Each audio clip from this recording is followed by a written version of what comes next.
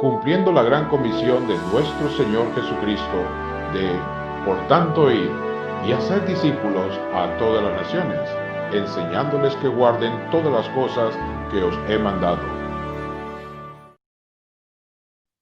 Quiero dar gracias a Dios por la vida de cada uno de ustedes. Gracias a los que están trabajando y están haciendo posible que podamos llegar hasta su hogar y participar de esta comunión, de estas reuniones. De verdad, gracias por todo el trabajo que se está haciendo, especialmente a la familia Osorio, porque yo sé que no solamente es Pablo, sino también a su esposa Brenda y Paola. Gracias de verdad, se los agradecemos con todo nuestro corazón. Gracias a usted, hermano, que está pendiente de nuestras reuniones y participa de ellas. Estamos agradecidos con cada hermano y hermana que permanentemente están participando de nuestras reuniones. Esta semana ha sido una semana difícil para Honduras. Hemos visto escenas catastróficas, tristes, angustiantes. Y esto yo creo, hermanos, que ha sido como un tiro de gracia a nuestra nación. Ya con los meses de confinamiento, con los meses que las empresas no pudieron trabajar, ya la economía estaba en caos, en crisis, y este huracán ETA, con toda esa desolación que causó no solamente en la costa norte, porque hay muchos lugares también en El Paraíso, en Olancho, Santa Bárbara, Copán y otros lugares que también están arrasados por las lluvias y todo lo que pasó. Pero quiero dar gracias a Dios, hermanos, porque Dios protegió a mi papá, a mi mamá, a mi hermano Mario y a mi cuñada Doris. Tuvieron 3 días muy difíciles. El río Ulúa rompió una de las bordas y el agua se metió ahí donde ellos estaban y subió entre 2,5 metros y 3 metros. Realmente ellos están vivos por puro milagro del Señor. No pudieron sacarlos en lancha, era imposible por la corriente del río, y gracias a Dios tuvieron que sacarlos en un helicóptero de la Fuerza Aérea. Fueron a rescatarlos ahí y los llevaron a San Pedro Sula y ellos están bien. No sabemos qué va a pasar con la casa y todo lo demás, pero gracias a Dios sus vidas están a salvo. Quiero agradecer a todos los hermanos que estuvieron orando, preocupados, llamándonos, apoyándonos. Hermanos, esa familia en Cristo es maravillosa. Ese amor de Cristo es extraordinario en sus corazones. Les agradezco profundamente con todo el corazón y agradezco a Dios la protección de mi familia. Quiero decirles que el jueves por la noche, la casa donde ellos estaban empezó a tronar, se sacudía, y me cuenta mi familia que ellos se pusieron de rodillas ahí donde estaban, se tomaron de la mano y dijeron: Señor, aquí estamos. Si esta noche nos toca morir, pues somos tus hijos, y se pusieron a cuentas con Dios y esperar lo que Dios quisiera, pero Dios los salvó. Y ayer a las 10 de la mañana fueron rescatados.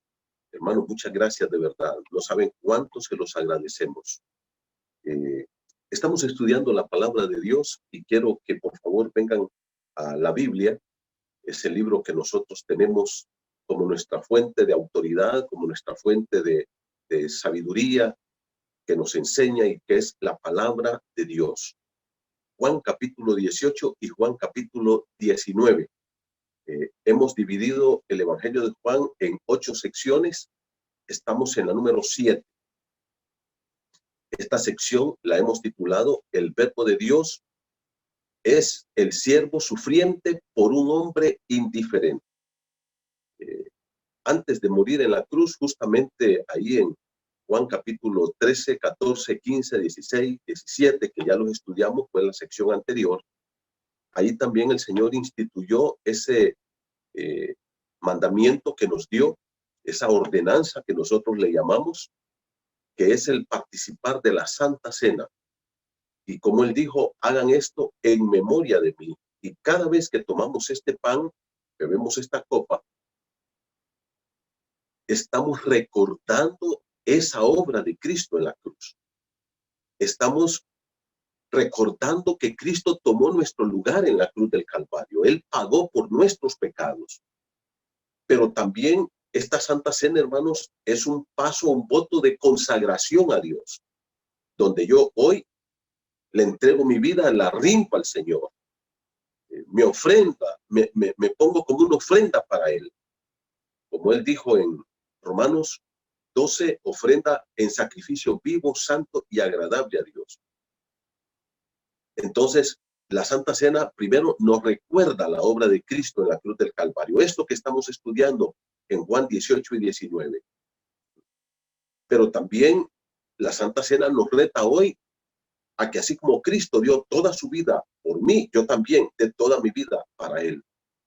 Pero también la Santa Cena me recuerda que Cristo volverá por mí. Él dijo, haced esto todas las veces que la bebiereis en memoria de mí. Primero allá, luego todas las veces que yo la beba. ¿Y qué dice? No volveré a tomar este vino, este jugo de uva, este pan, hasta que lo beba nuevo en el reino. Ahí está en el libro de Lucas 22. Cristo, hermanos, en el reino, y eso nos recuerda entonces que Cristo nos va a venir a llevar. Dice, hasta que Él venga. Tenemos que estar recordando esto hasta que Él venga. Entonces, también la Santa Cena se enfoca en el futuro. Fíjense qué interesante. Primero el pasado, la obra de Cristo ya realizada en la cruz del Calvario, su muerte, su sepultura y su resurrección. En el tiempo presente, mi compromiso con Él, hoy, a la luz de lo que Él hizo por mí, también yo tengo un compromiso con Él. Y en el futuro, que Él viene pronto y va a establecer el reino. Y vamos a hablar un poquito de esto aquí en el estudio de esta mañana. Ahora, Juan capítulo 18 y 19, entonces le hemos titulado séptima parte del evangelio, del estudio del Evangelio de Juan. El verbo de Dios es el siervo sufriente por un hombre indiferente. Mire, el hombre es indiferente a la obra de Cristo. El hombre es completamente indiferente a lo que Cristo ya hizo por nosotros. Al hombre no le interesa, no le importa si Cristo murió por él o no. Él quiere vivir su vida. Y eso es triste. Despreciando el amor y el sacrificio salvador de Cristo por cada uno de nosotros. Ya vimos la primera parte, que son los primeros 11 versículos, mi hermano, donde el verbo de Dios nos muestra su rendición completa al plan eterno de salvación. El Señor no lo matan en la cruz. Él permite que lo lleven a la cruz. Él facilitó su captura ahí en el huerto de Getsemaní. Yo les dije que Judas salió de la cena tipo 6 de la tarde. Y Judas regresa con los enemigos de Jesús a capturarlo al filo de la medianoche, entre 11 y 12 de la noche. Acuérdense que solo orando estuvo 3 horas en el huerto Jesús, más todo lo que estuvo en el aposento alto, más la caminata del aposento alto hasta el huerto, más toda la enseñanza que estuvo dándoles en esa caminata. Ahora, estamos hablando de que Judas regresa más o menos al filo de las 12 de la noche. Si Jesús tuvo desde las 6 de la tarde hasta las 12 de la noche para irse, ¿por qué no se fue? Y él no solamente no huye, yo les dije a ustedes, si él hubiera ido caminando 5 kilómetros por hora, si hubiera ido, ¿qué? 25, 30 kilómetros fácilmente, no lo hubieran encontrado. Pero él no huye, y no solamente no huye, sino que va al huerto, y el huerto era un lugar cerrado, donde tenía una entrada y una salida, nada más. Y no solamente está ahí esperando que lleguen a capturarlo, porque dice ahí Juan que Judas conocía aquel lugar, sino que además de eso, él sale a encontrar a sus captores. Él va y él no tiene arma. Y vienen aproximadamente unas 800 personas con palos, con piedras, con espadas. Solamente de parte del Imperio Romano mandan 600 hombres, más la guardia del templo, más otros que venían por ahí. Y es Jesús el que sale a encontrarles. Les pregunta, ¿quién buscáis? A Jesús Nazareno, yo soy. Y Pedro en ese momento saca la espada y le corta la oreja al siervo del sumo sacerdote. ¿Qué le dice Jesús? Pedro, si yo quiero, ahorita puedo pedir a mi Padre y me da más de 12 legiones de ángeles. ¿Se acuerdan cuántos son 12 legiones de ángeles? 72,000 ángeles, más de 72,000 ángeles. En otras palabras, Cristo le dice, mira Pedro, esta cuestión no es que alguien me está matando, es que yo estoy entregando mi vida. Y él dijo, yo estoy entregando mi vida, nadie me la quita, yo la pongo. Y lo que sostuvo a Cristo en todo este tiempo no fueron los clavos que le pusieron allí en la cruz, fueron los lazos del amor de él para ti y para mí. Ahora, Jesús es capturado y ahí llegamos entonces a la siguiente sección que vamos a estudiar en esta hora. El verbo de Dios es sometido a los juicios más injustos que se hayan dado en toda la humanidad. Lo repito, primera parte que ya estudiamos, los primeros 11 versículos, el verbo de Dios muestra su rendición completa al plan eterno de salvación. Él dice, yo me someto. Y él va a orar a Getsemaní y le dice, Padre, pasa de mí esta copa. ¿Cuál era la copa? La muerte. Pero que no se haga mi voluntad, sino la tuya. Y entonces aquí tenemos tres cosas, un triángulo, ¿ok? La voluntad de Dios, la copa y la voluntad del Señor Jesucristo. ¿Se acuerdan? Y estas tres cosas tienen que combinar, tienen que estar unidas. La voluntad de Dios, la copa que yo he de beber y mi voluntad. Porque puede ser que yo entienda la voluntad de Dios. ¿Cuál es esa copa que Dios quiere que yo beba? Pero yo no estoy dispuesto a someterme a tomar esa copa. Y a mí me ha pasado. Yo recuerdo hace un tiempo atrás, yo estaba orando por una situación, una decisión que yo tenía que tomar. Y Dios me mostró claramente cuál era la decisión que yo tenía que tomar. Pero no estuve dispuesto a tomarla hace muchos años atrás. Yo dije, no la voy a tomar. Yo hice mi voluntad. Claro, eso me trajo consecuencias bastante serias. Pero es parte de la experiencia. La voluntad de Dios, la copa que he de tomar y mi voluntad dispuesto a tomar esta copa que es sujetarme a la voluntad de Dios. A veces ni la voluntad de Dios, ni la copa, ni mi voluntad están juntas. Entonces, en ese aspecto, hermanos, debemos de aprender a sujetarnos a la voluntad del Señor. ¿Qué es lo más maravilloso que podemos hacer? El verbo de Dios ahora es capturado y llevado y sometido a los juicios más injustos en toda la historia de la humanidad. En toda la historia de la humanidad. Jesús aquí va a confrontar dos juicios. Dos juicios. El primer juicio es el juicio religioso ante ante el Sanedrín, vamos a decir, que era dirigido por Caifás en este caso. Era dirigido por Caifás. Y luego, en la mañana, eso es toda la noche, hermanos, porque a Jesús lo llevan al filo de la medianoche, lo capturan y lo llevan a la casa de Anás, luego lo llevan donde Caifás, ahí están reunidos, y luego en la mañana lo llevan donde Pilato. Toda la noche estuvieron en actividad. Dice la palabra de Dios así. Y vamos a ver primero el juicio religioso, porque yo quiero que miremos algunos detalles interesantes de este juicio.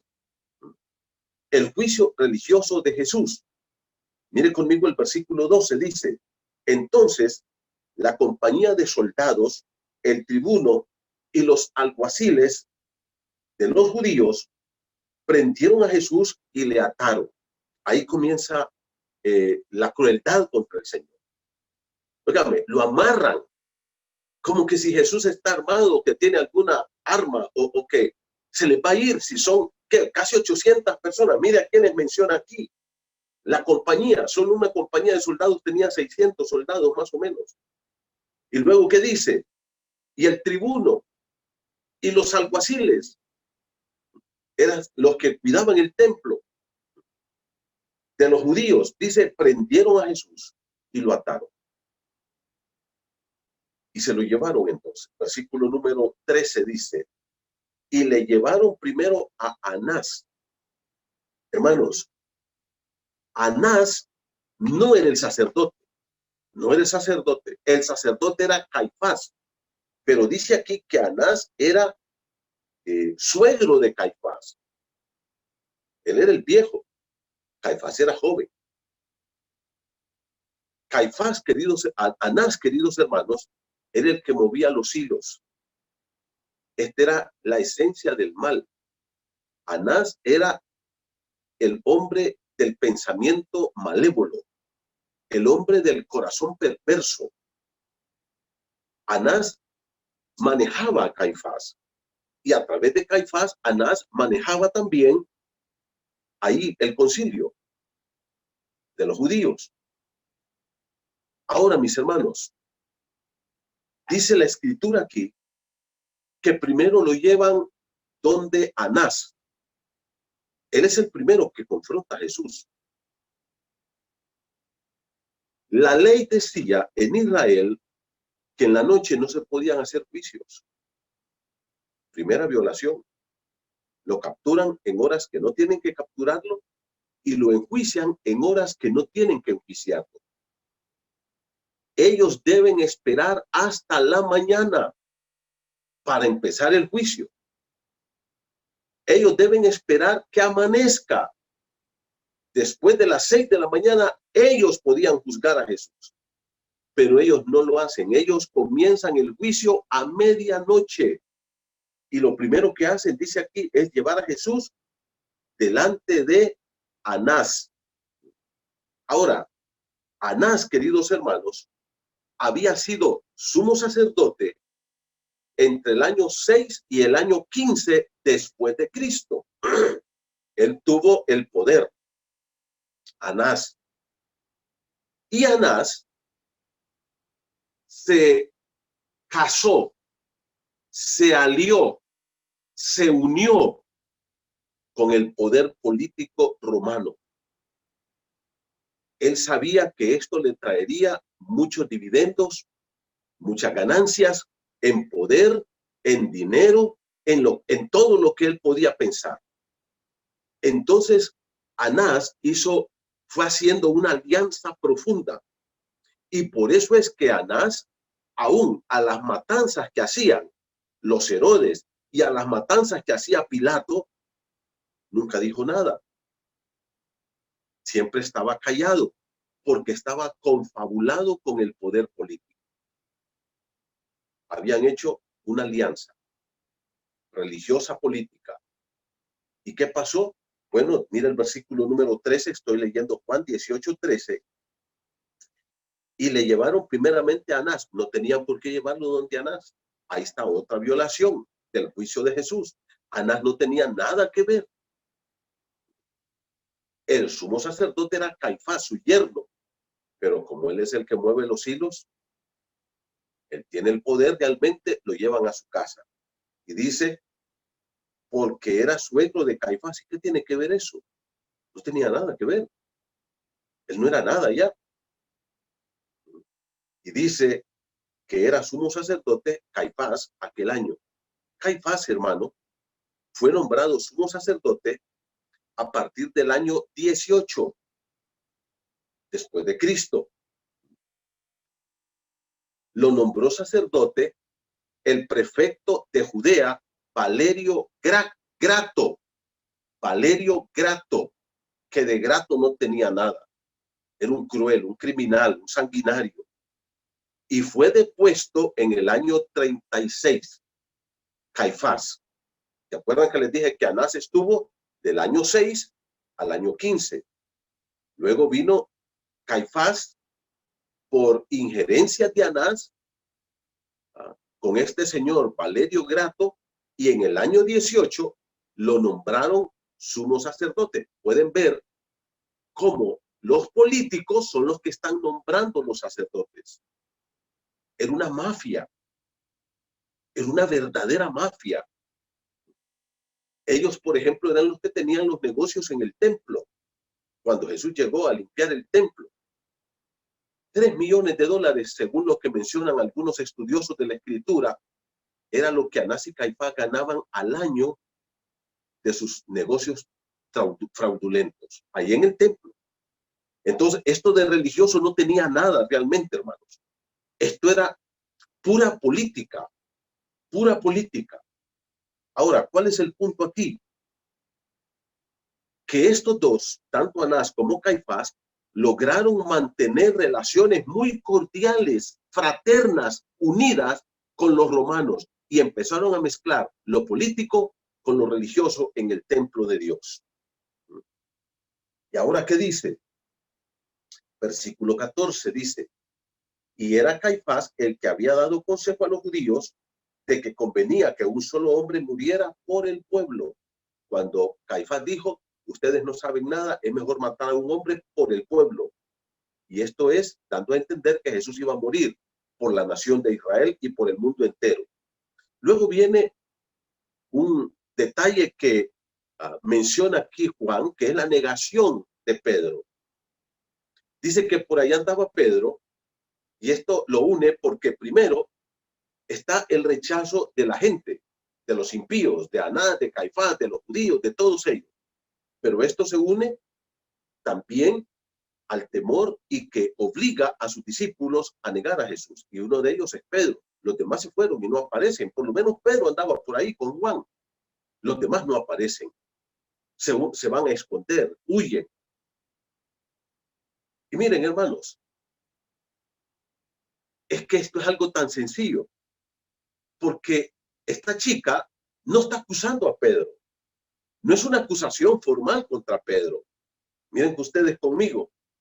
Dice versículo 15, y seguían a Jesús Simón, Pedro y otro discípulo. Este otro discípulo es Juan, que no quiere decir y yo. ¿Okay? Y este discípulo, Juan, era conocido del sumo sacerdote y entró con Jesús al patio del sumo sacerdote, mas Pedro estaba fuera, a la puerta. Salió pues el discípulo que era conocido del sumo sacerdote, de Caifás, y dice, y habló con la portera e hizo entrar a Pedro. Entonces la criada portera dijo a Pedro, sencillo, una plática entre ella y Pedro. ¿No eres tú también de los discípulos de este hombre? Hermano, no es una acusación. No es que esta mujer lo está acusando. Le hace una pregunta porque ella sabe que están juntos, Juan y Pedro, con Jesús. Y le dice, ¿verdad que tú eres de los discípulos de Jesús? Y Pedro se asusta y dice, Dios mío, ya me descubrieron y estos me van a matar. ¿Y qué dice? Y Pedro le dijo, no lo soy. Y ahí niega a Jesús. Ahora retome el juicio. Miren el versículo número 19, por favor. El versículo número 19. Y el sumo sacerdote preguntó a Jesús acerca de sus discípulos y de su doctrina. Ahora, mis queridos hermanos, Juan hace un resumen bastante fuerte, digamos, grande de lo que es este tiempo de Jesús, estas últimas horas de Jesús. Pero para poder entender el contexto bastante amplio, tenemos que completar lo que dice Mateo, Marcos y Lucas. Acuérdense que la Biblia se complementa, no se contradice. Por favor, eso tenemos que aprenderlo. La palabra de Dios nunca se contradice, se complementa. Y eso es lo que tenemos que aprender. Yo quiero que ustedes vayan conmigo. Miren, ya les he dicho algunas cosas de este juicio falso, porque fue un falso juicio realmente. Ellos ya habían decidido matar a Jesús. Y este primer juicio es un juicio religioso. Miren conmigo, por favor, hermanos, el libro de Mateo, capítulo 26. Miren conmigo Mateo, capítulo 26, por favor. Versículo 57. Miren conmigo, Mateo 26, 57. Ya hemos visto que empezaron el juicio a medianoche, que lo capturan a medianoche, que lo llevan a Anás, que no tenía nada que ver. No tenía nada que ver con eso.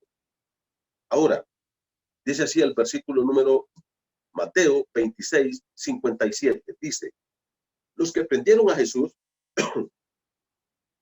le llevaron al sumo sacerdote Caifás, primero se lo llevaron a Anás, dice Juan, y luego lo pasaron a Caifás, donde estaban ahí reunidos los escribas y los ancianos. O sea, fue un juicio religioso ante el Sanedrín, ¿okay? Ante el Sanedrín.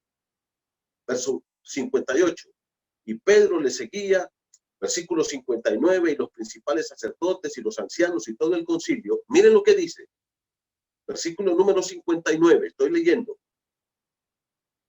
Buscaban falso testimonio contra Jesús para entregarle a la muerte. O sea, ellos ya habían decidido matar a Jesús de cualquier manera.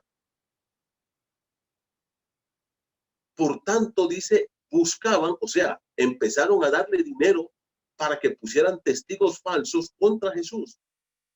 No solamente de noche, no solamente lo llevan donde Anás, no solamente están ahí en un juicio injusto, falso, sino que ahora están buscando falsos testigos, pagándoles, sobornándoles para que dieran testimonio en contra del Señor Jesús. Versículo 60 dice, y no lo hallaron, aunque muchos testigos falsos se presentaban. ¿Qué fue lo que no hallaron? Falso testimonio. O sea, no había nada que decir de Jesús. Aunque vinieron los falsos testigos, se presentaron, pero no podían probar lo que realmente ellos estaban diciendo sobre el Señor Jesucristo. Versículo número 60 al final, pero al fin vinieron dos testigos falsos. Miren, recalca que eran falsos.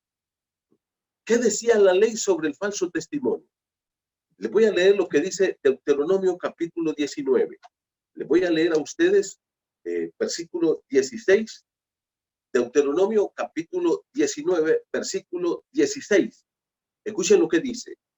Deuteronomio 19, 16. Cuando se levantare testigo falso contra alguno para testificar contra él, bien, hay alguien que está siendo acusado y traen testigo falso. Versículo 17.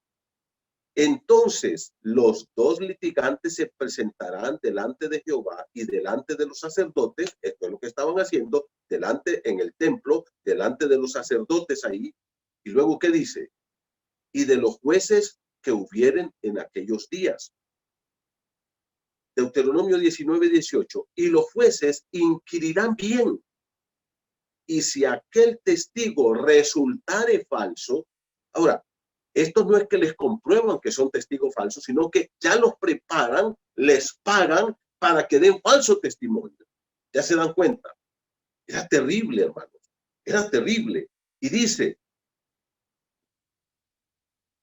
si aquel testigo resultare falso y hubiere acusado falsamente a su hermano, entonces haréis a él como él pensó hacerle a su hermano. En otras palabras, si a este hombre lo querían matar y ahí estaban los falsos testigos, entonces, ¿qué era lo que estos jueces, a Caifás y todo este grupo tenían que hacer?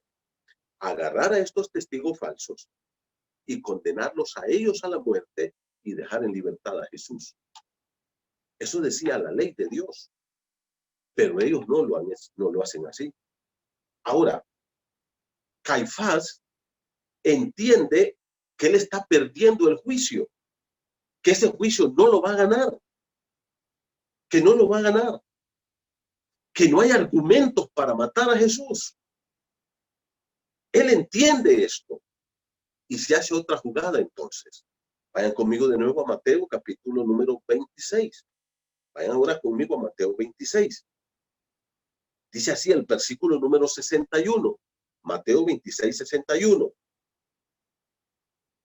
Estos testigos falsos dijeron, este dijo, puedo derribar el templo de Dios y en 3 días reedificarlo.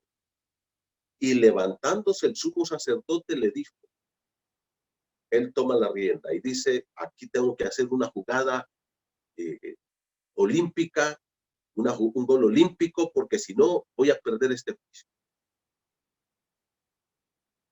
No testificas nada, porque el acusado en un juicio debía de defenderse.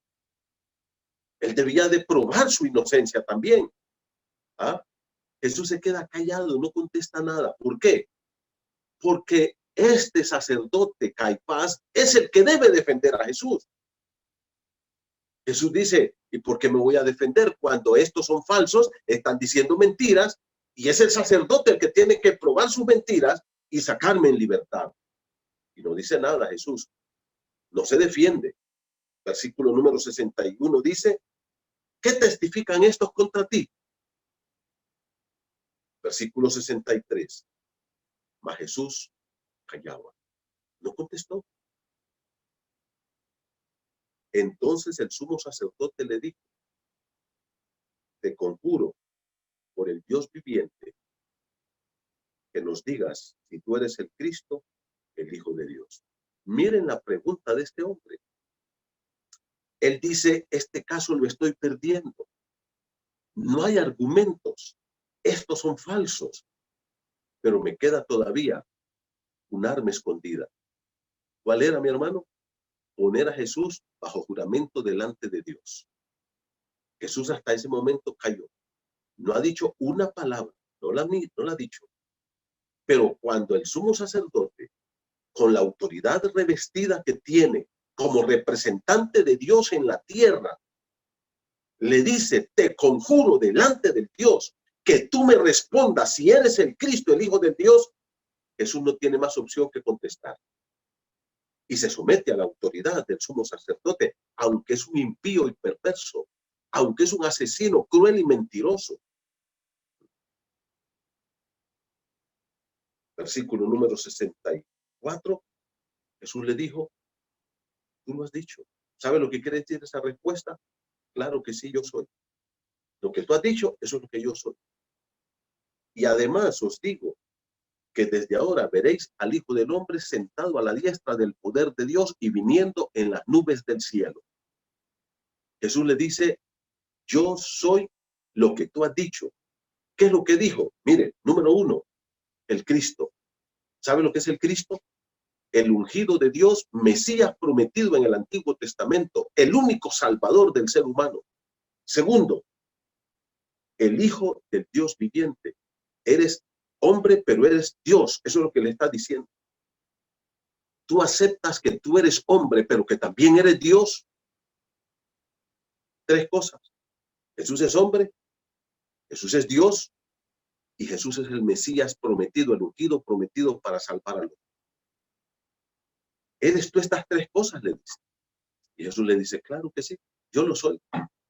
Y te digo una cosa, me vas a ver regresar, me vas a ver regresar. Dice, sentado.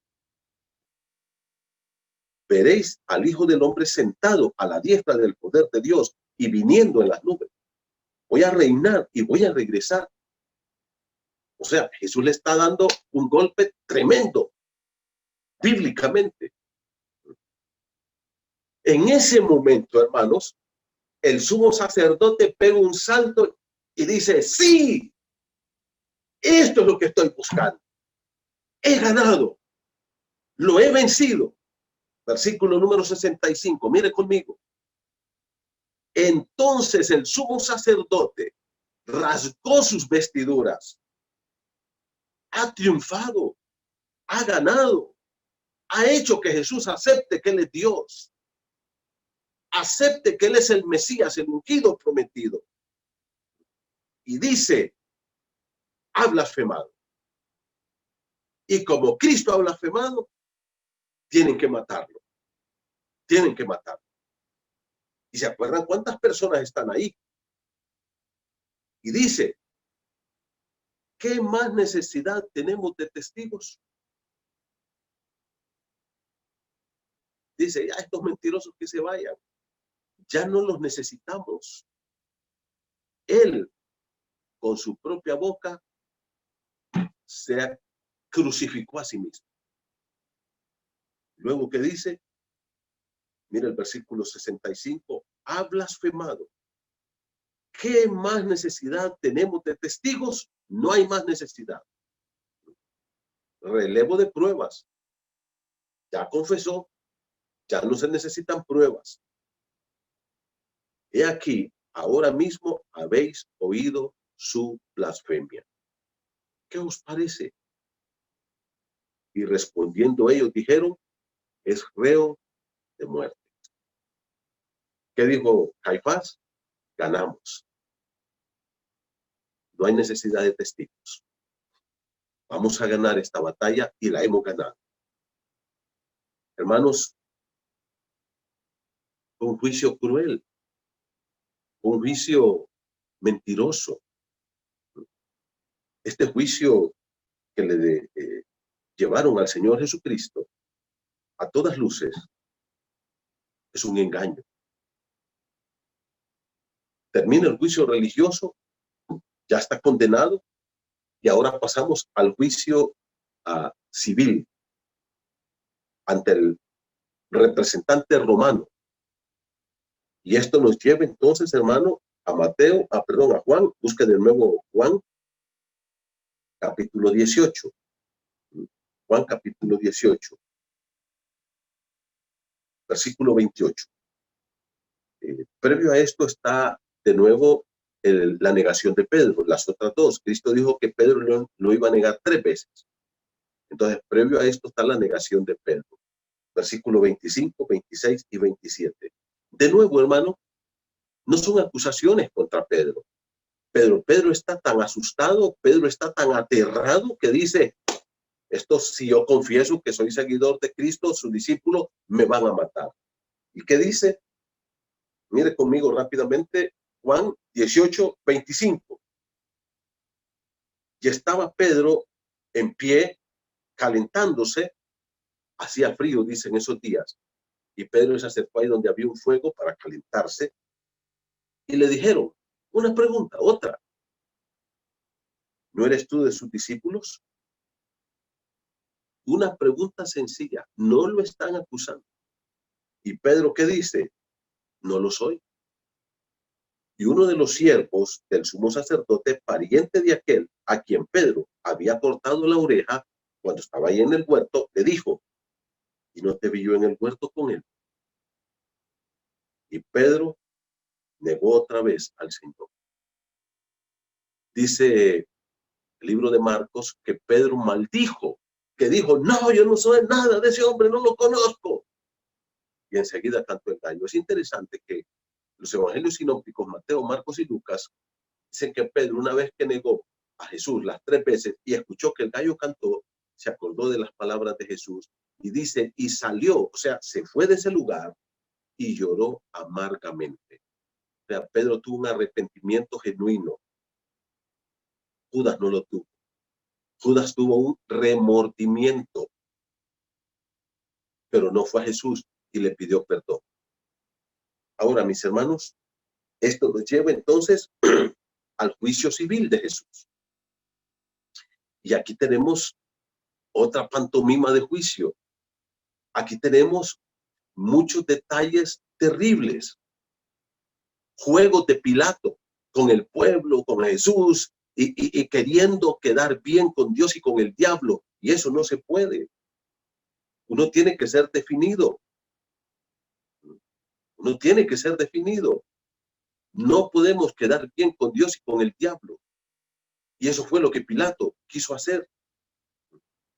Y aquí lo que encontramos, este juicio, hermanos, el juicio civil de Jesús, lo narra Juan, del libro de Juan 18, 28 hasta el 19, 16. ¿Okay? Toda esta sección tiene que ver con el juicio civil. La sección anterior, del versículo 12 al 27, es el juicio religioso. ¿Okay? Ahora, estas autoridades religiosas representan a Dios porque son el sumo sacerdote. Es el concilio de Israel. Es el Sanedrín. Son los religiosos, saduceos y fariseos. Son los ancianos de Israel. Son los de su nación. Y ellos son los que lo desprecian. Ahora, no perdamos de vista esto, hermanos. Cuando Caifás interroga a Jesús y lo pone bajo juramento, ¿cuál es la pregunta? ¿Eres tú el Cristo, el Hijo de Dios? ¿Se acuerdan? ¿Y cuál fue la respuesta de Jesús? Yo lo soy. ¿Y cuál fue la respuesta del sumo sacerdote? Ha blasfemado. Los blasfemos tenían que morir. A los blasfemos, los que decían blasfemias, la Biblia dice en el Antiguo Testamento que había que matarlos. Entonces ellos dicen, es reo de muerte y lo vamos a matar por blasfemo. Ahora, cuando Jesús va a Pilato, y ellos lo llevan a Pilato, mire conmigo el verso 28, 18, 28, llevaron a Jesús de casa de Caifás. Ahora, primero se lo llevaron a la casa de Anás, después se lo llevaron al concilio, después a la casa de Caifás, esperando el amanecer. ¿Por qué lo llevan a la casa de Caifás? ¿Se dan cuenta? Otra violación, hermano. Jesús no tiene que estar en la casa del sumo sacerdote. Pero ahí lo tienen capturado hasta llegar la mañana. Versículo 28. Llevaron a Jesús al pretorio. ¿Qué era el pretorio? El pretorio, hermano, era el palacio de Pilato. Pilato, vamos a decir, era el pretor. Era el gobernante, el representante máximo de Roma. Era el palacio de Pilato, donde él hacía los juicios. Ahí tenía un área donde él hacía los juicios. Y ahí llevan a Jesús entonces. Y yo quiero que miren en detalle cuál es la acusación que le traen a Pilato sobre nuestro Señor Jesucristo. ¿Cuál es la acusación? Mire conmigo, por favor, versículo 28, vamos a seguir leyendo. Llevaron a Jesús de casa de Caifás al pretorio. Ya era de mañana, ya era temprano, probablemente a las 6 de la mañana que empezaba el día, ya estaban ahí. Y ellos no entraron en el pretorio para no contaminarse. La idea era comer la Pascua. Hermanos, miren este detalle de Juan. Miren este detalle de Juan. Esta gente ha planificado matar a Jesús. Han hecho un juicio injusto. Han pagado testigos falsos. Han mentido. Han odiado a Jesús con todo su ser al extremo que lo van a matar y ya lo decidieron. Hicieron un testigo donde rompieron todas las reglas de la justicia. Pero ese día tenían que comer la Pascua. Una fiesta dedicada a Dios. Y entonces, si ellos entraban al pretorio, que era la casa del gobernador, la casa de Pilato o el palacio de Pilato, ellos se contaminaban y se volvían inmundos, porque entraban a la casa de estos gentiles inmundos. Entonces ellos se quedan afuera, porque ellos quieren comer la Pascua. La Pascua era para adorar, alabar a Dios, darle gracias por la liberación que tuvieron en Egipto, Éxodo 12, adorar a Dios, exaltarlo, reconocer a Dios como el Señor de la nación de Israel, como el Salvador de Israel. Pero todo lo que hicieron, ¿sabe cómo se llama eso, hermano? En una sola palabra: religiosidad.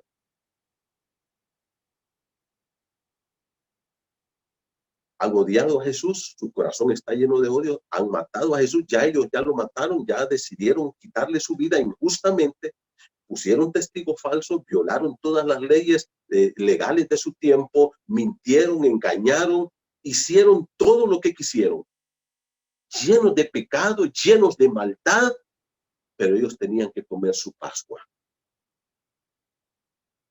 Religiosos.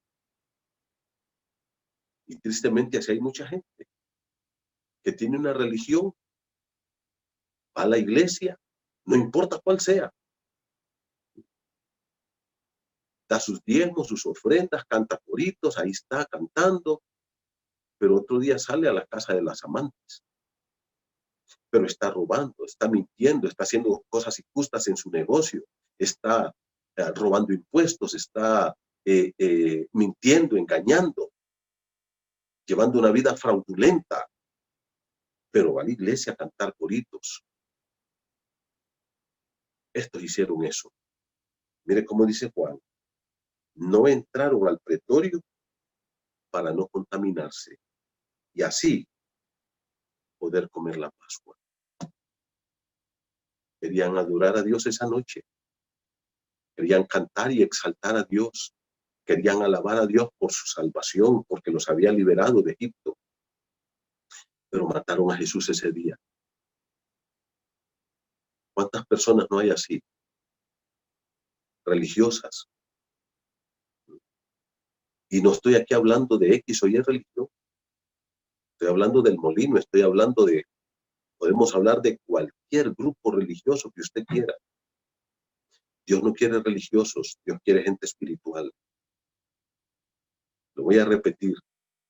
Dios no quiere religiosos, Dios quiere gente espiritual.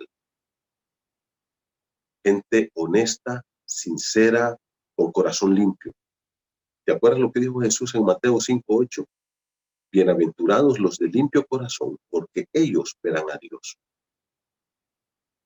¿Y qué dice la Biblia? Dame, hijo mío, tu corazón y miren tus ojos por mis caminos. ¿Y qué dijo el Señor en el libro de Jeremías 19? Engañoso es el corazón y perverso más que todas las cosas. ¿Quién lo conocerá? Por eso Dios dice, dame, hijo mío, tu corazón. Y por eso Dios dice, bienaventurados los de limpio corazón. No dice bienaventurados los que van al culto el domingo. No dice bienaventurados los que andan una Biblia ahí bajo del brazo. No dice bienaventurados los que cantan coritos. No dice bienaventurados los pastores. No dice bienaventurados los ancianos. No dice bienaventurados los diáconos. No dice bienaventurados los líderes de jóvenes. No dice bienaventurados los del ministerio de alabanza. No dice bienaventurados los que diezman y ofrendan. No dice eso. Bienaventurados los de limpio corazón. Esta gente era religiosa, pero con un corazón contaminado, espantosamente pecador, pero cumplían con los ritos de su religión. Querido hermano, Dios no quiere religiosos. Dios quiere gente espiritual, temerosa de Dios y apartada del mal. Perfectos, rectos, temerosos de Dios y apartados del mal. Quiero terminar solamente aclarando por qué acusan a Jesús ante Pilato. ¿Se acuerdan por qué lo condenan en la casa de Caifás? Anás y Caifás, ¿por qué lo condenan? Porque blasfemó. Dijo, yo soy Dios. Yo soy el Mesías. Yo soy el ungido. ¿Qué dijeron? Es reo de muerte, va a morir. Lo traen a Pilato. ¿Y qué dice Pilato, hermano? ¿Qué le dicen a Pilato?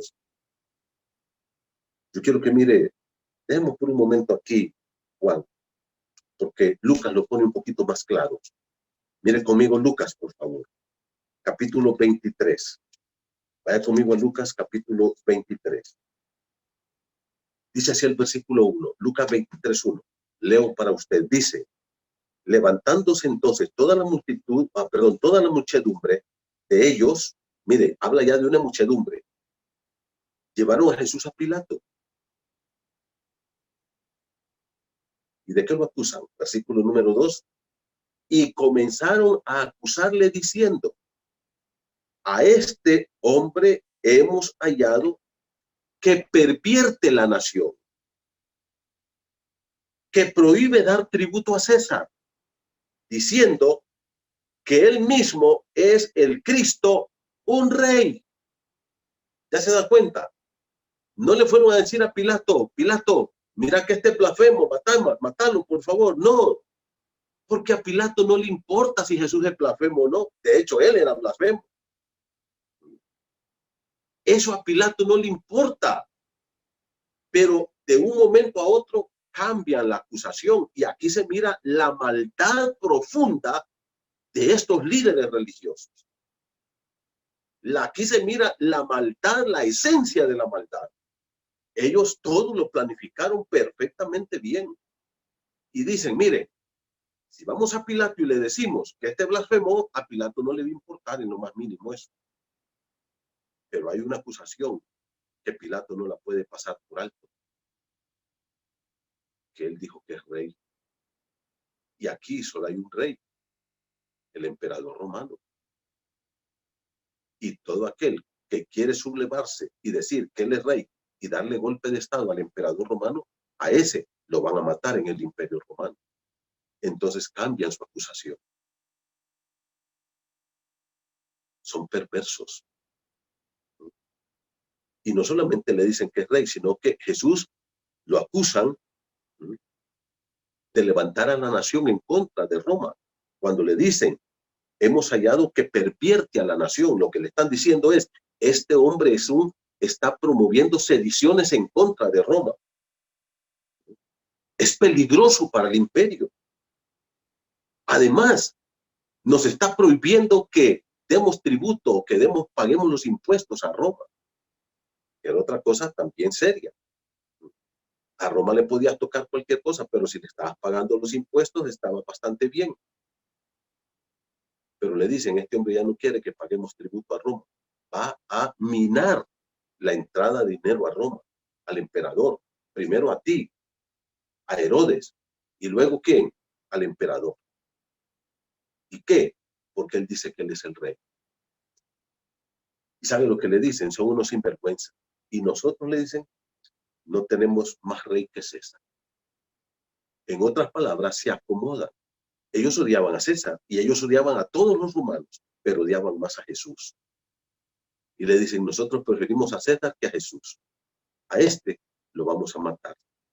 Y el día miércoles vamos a ver, porque en Juan 18 y 19 vamos a ver todos los movimientos que hace Pilato para condenar a Jesús al final. Hermanos queridos, el corazón del hombre es perverso. Mire, yo he estado escuchando canciones, declaraciones, tantas cosas. Esta pandemia ha cambiado el mundo, ahora el hombre va a ser mejor. La pandemia no cambia el corazón del ser humano. Esto que pasó esta semana, de toda esta tempestad que nos abatió, eso puede tocarnos físicamente, pero no va a cambiar el corazón del ser humano. Engañoso y perverso es el corazón del hombre. ¿Quién lo conocerá? Solo Cristo puede limpiar el corazón del ser humano. Solo Cristo puede lavar el corazón del ser humano. Y solo Cristo puede transformar el corazón del ser humano. Mire, no hay esposo que cambie a una mujer, a no ser que la cambie por otra. Pero usted no puede cambiar el carácter de su esposa. Usted no puede cambiar el carácter de su esposo. Usted no puede cambiar a sus hijos. Usted no puede cambiar nada, hermano. Solo Dios puede cambiar al hombre. Este juicio de Jesús nos enseña qué tan malos somos nosotros. Y usted me va a decir, uy, pastor, pero yo no hubiera hecho con Jesús eso. Claro que sí. Claro que sí. De hecho, Él murió por tus pecados y mis pecados. Jesús tuvo un juicio cruel, injusto, el peor juicio, el juicio más injusto de toda la humanidad. Podemos decir, mire, pero a fulano de tal hicieron un juicio injusto, pero somos pecadores. Pero Él nunca cometió pecado. Y por eso su juicio es el peor de todos. Y Él lo sufrió por ir a la cruz y pagar por tus pecados y mis pecados. Que Dios nos ayude, hermanos, a entender todo esto de la gracia de Dios, del amor de Dios para nosotros, y que nosotros podamos darle nuestra vida al Señor. El día miércoles, 7 de la noche, vamos a estar estudiando los juicios civiles, los movimientos que hizo Pilato, y vamos a ver al final la condenación en que quedó. Mientras tanto, hermanos, oramos por ustedes. Les amamos con todo nuestro corazón.